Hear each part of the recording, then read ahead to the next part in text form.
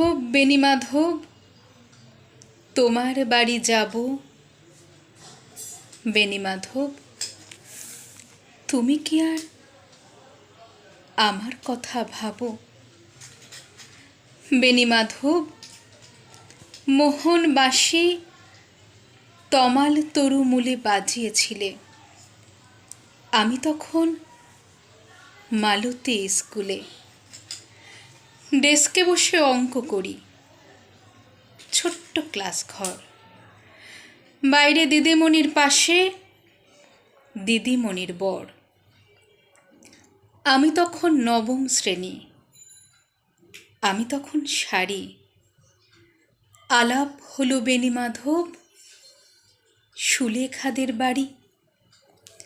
বেণীমাধব বেণীমাধব লেখাপড়ায় ভালো, শহর থেকে বেড়াতে এলে, আমার রং কালো। তোমায় দেখে এক দৌড়ে পালিয়ে গেছি ঘরে। বেণীমাধব আমার বাবা দোকানে কাজ করে।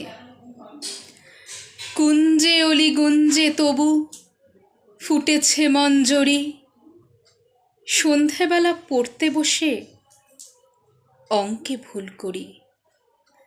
আমি তখন নবম শ্রেণী, আমি তখন 16।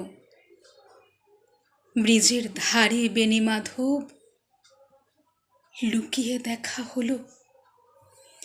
বেণীমাধব বেণীমাধব এত দিনের পরে সত্যি বলো, সেসব কথা এখনো মনে পড়ে?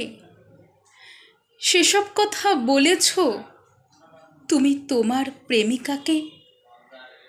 আমি কেবল একটি দিন তোমার পাশে তাকে দেখেছিলাম, আলোর নিচে, অপূর্ব সে আলো।